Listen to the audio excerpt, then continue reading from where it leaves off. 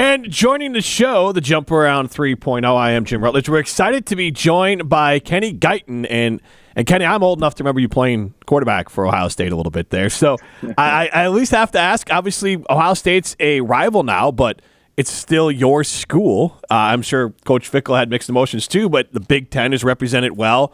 They're national champions. Like, what was that evening like for you? Oh, it was awesome, man. I mean, coming from the SEC, I spent my last 3 years there, and seeing that talent pool and seeing that, competition year in, year out was really, really good. And to come to the Big Ten and first year you're here, have the Big Ten win it all was awesome. And obviously, if it's your alma mater, it's even more icing on the cake. But I tell you what, they walk into Madison next year, we'll be ready to roll. I love it. I love it. And there's been, obviously, Coach Fickell's an alum and has played at Ohio State. Your quarterback's coach now for the Wisconsin Badgers, played at Ohio State. JT Barrett is now the quarterback's coach at Chicago. So there's not just a player lineage there. There's a coaching lineage that's coming. So I wanted to just talk about how your time as a player has helped you develop as a coach. And was there something in that time when Fickell was there that made you feel like you wanted to be a coach and maybe someday with Coach Fickell? Definitely, man. I mean, the coaching aspect of it all came in when I was growing up. My dad coached me, man, and I had a bunch of uncles who coached as well. So I know I wanted to coach ball. Never knew it'd be on this level. Obviously, you're in a room full of great, talented quarterbacks, and being that guy that probably never was a starter all year long, was a guy that always wanted to sit back and help the guys and push the guys. And so I kind of got into that coaching role early as a player and things, and just tried to lead and be a captain as much as I could. And when my opportunities arose, be ready for the moments, and we all know only one QB can play. So when my chances came, I wanted to show that I would be ready and honestly make it hard on the coaches. And so with that being said, I was able to kind of lead whoever was that guy at the time, it was Braxton Miller for the most part. And really, really good friend of mine. Love him to death. I always wanted to be right there in his corner. And when you're that kind of guy, you kind of start getting into that coaching role. And I just think it kind of helped me and put me in the shoes that I am today.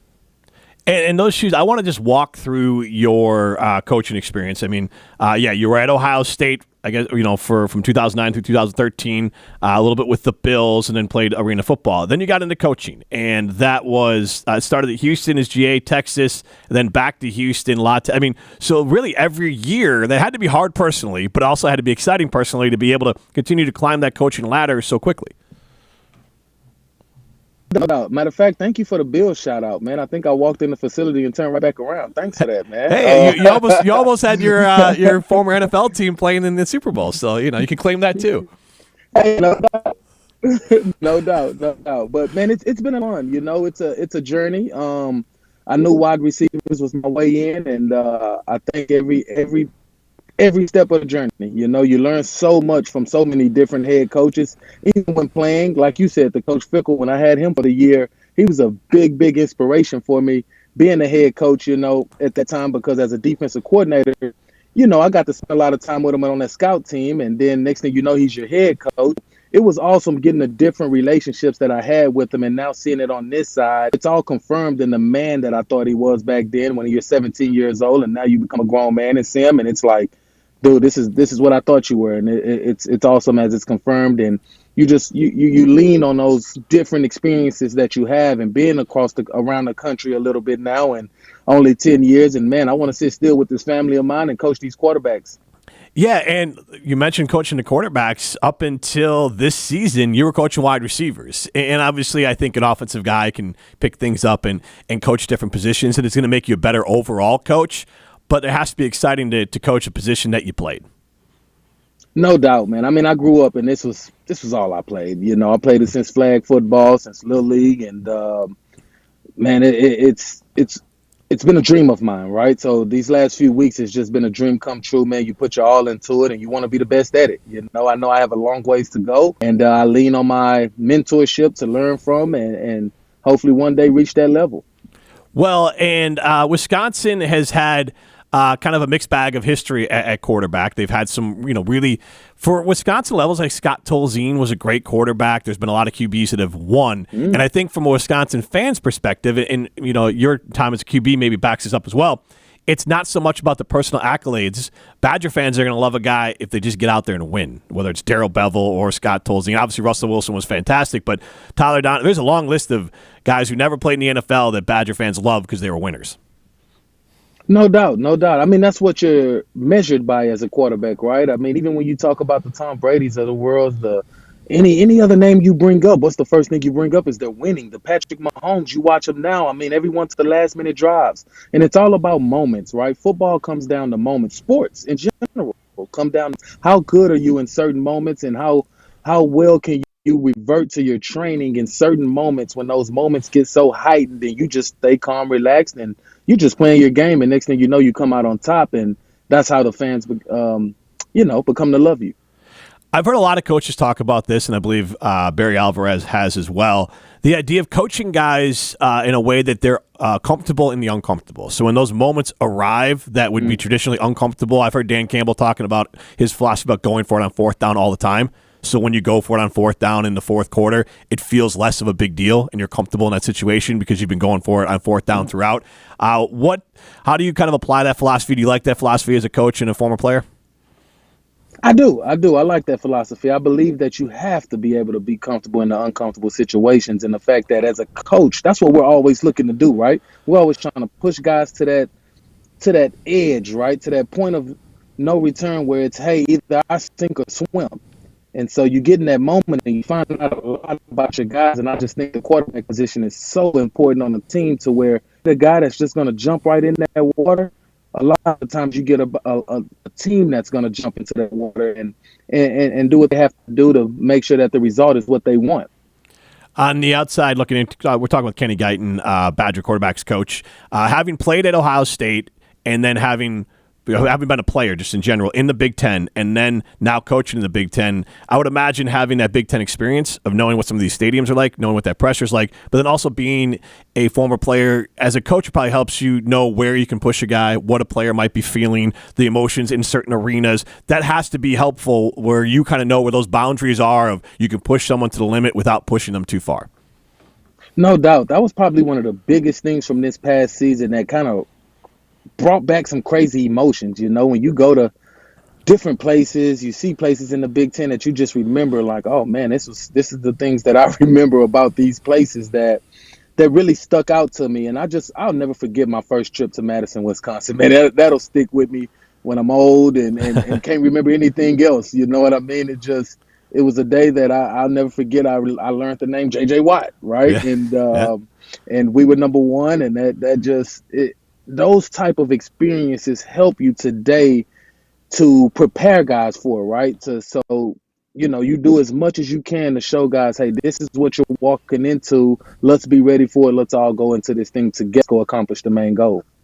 Yeah, and I love that mentality for it. And now there's a new offensive coordinator, and it sounds like he's making a commitment to maybe not getting back to like traditional old school Barry Alvarez, Badger football. Maybe it's what Badger football was under Bielema, but it's more running the football, using the quarterback, using the play action, just kind of basically doing what Wisconsin does well, leaning into what the recruiting base might set up. So how has it been working with Coach Grimes, who's got an offensive line background? So I'm sure the two of you guys can kind of bounce ideas off each other. Man, very, very, very awesome, dude. I mean, came in and most times when you get a new offensive coordinator and really not many other changes on the staff, a guy comes in, he lays a playbook in front of you, and you start to learn it. And that's just not how we did it. Coach Grimes came in, he wanted to know about each and every person, the coach, the person, the person's family, everything about us. And then next thing you know, he wants to know about the team. He wants to know what kind of guys are we getting, what is the recruiting background that we get in Madison, and that's how we built the offense. And it's crazy that all of those things matter in order to build what we want our identity to be. We all know when you look at the University of Wisconsin and you see that W, you see that Badger, there's a certain identity that comes with that. And Coach Grimes, oh no, you're good. Grimes embodies that. He wants to make sure that everyone knows that identity. And so when we walk into your stadium, there's no secret, right? It's us trying to impose our will on you and go to work from there. You have a unique experience, obviously, and most coaches now in college football have this, where that quarterback room might not remain the same even year to year. You have youngster and Carter Smith coming in, so someone to kind of develop right away as they kind of grow into being a college football player and trying to be someone who can contribute. But then you also have different levels of transfer. Billy Edwards having played for a while, Danny O'Neal having started for a year. So it's got to be exciting and also different ways to coach three different levels of players as far as their experience. Definitely. I mean, humble and hungry. And it is crazy, dude. Like when I say humble and hungry, that's our team motto at the moment. And that's what our room embodies, you know. And it goes back to the same thing I was saying earlier. When you got quarterbacks that'll live and walk a certain way, I just feel like your team has no choice but to follow that, right? And so we got a room full of new guys. It's full of new guys with the one guy returning in Milos, and he's a guy that may have a walk-on tag on him, but a guy that can go out there and get it done as well, that we're looking to build and hopefully give some confidence into. But overall, those guys all bring a certain level of confidence to the room that I love, right? But it's humble confidence, and then they're all hungry for a certain reason that they picked this place in order to be able to go do everything that they want to go accomplish, right? And it's all three different reasons for those three guys. And those are the things that you try to tap into, and you keep that chip on their shoulder to let them know, stay hungry. Stay hungry. Keep the competition throughout this room, and let's go. Love that. And you chose Wisconsin. And so what brought you here? When you wanted to be a coach, you came here. So what made you want to make that move? Man, in all honesty, man, Luke Fickell was 90% of it. You know what I mean? Yeah. Coming from the SEC, dude, that's hard. As a young kid, man, I say young man, that was having a bunch of fun. You know, I left Arkansas, where a place that the head man that I love to death and Sam Pittman made me the offensive coordinator, QB coach as I left, and it was interim and things, but you know that takes a toll. You know, that's something that you hold in your heart, and so man, when I got the call, you know, that's a call that you pick up. I've known the man since I was 17 years old, you know, and I've known what he's all about. And to me, in this coaching industry, I want to be with people that's about the right things. You know, that's about these kids. That's about these young men growing into men and things of that nature. I came to a place from Houston, Texas, all the way to Ohio because of a man named Jim Tressel. Mm-hmm. Yeah. And Jim Tressel is a man that I think of as the salt of the earth. And it wasn't just all about football with him. And that kind of goes back that I talk about Coach Fickell and Coach Grimes. They care more about the people, the person, rather than the actual coach and player. And so at the end of the day, you give more to those kind of people. And you know, it's the same way with Sam Pittman as well. I don't want to, make that seem crazy at all. But it's just different when it's with someone that you've known since you were 17 trying to figure out life. Absolutely. A lot of Badger fans, you're going to look at this schedule and be like, oh, my God. As a coach, as players, how do you instill in them that, you know, every game, whatever, 1-0 or whatever the mentality is, like how do you instill the idea that we can't get in front of worrying about who's on our schedule? We don't know what they're going to be when they come here. We don't know what we're going to be like, because I think it's still human nature. This time of year, when the season gets rolling, you're just playing. But this time of year, like how do you guys approach a daunting schedule? Honestly, I hope that's the reason you came to Madison, Wisconsin. It's because of that schedule. If you're not that kind of guy, you're probably in the wrong place. With the guy that I know, Coach Fickell to be, this is what we want. We want to play the best in order. I mean, we all here, right? You got to beat the best to be the best. I mean, we got the national champs walking in next year, and a month of October that is going to be a really, really tough stretch.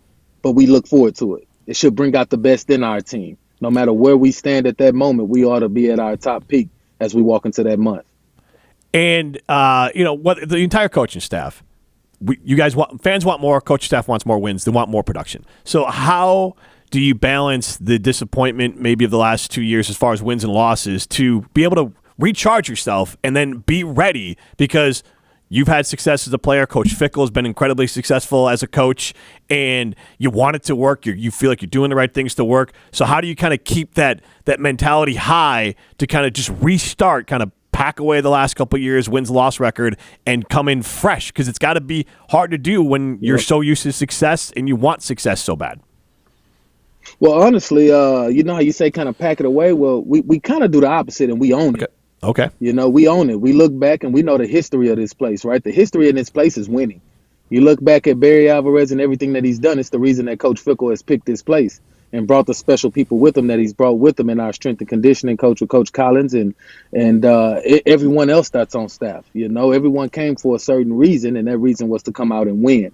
So we own it. We own what's happened. We own the history in this place. We know about the history in this place, and it's time to bring that history back. And so it's hard to know where you're going if you don't know where you've been. You know, it's one of those kind of deals. And maybe that's something that we hadn't been great at in this past year or so. But in my time of being here, maybe it's been that. And now we've gotten it and we've taken ownership of it. And we know what we need to do to head in the right direction. Now we have to go do it.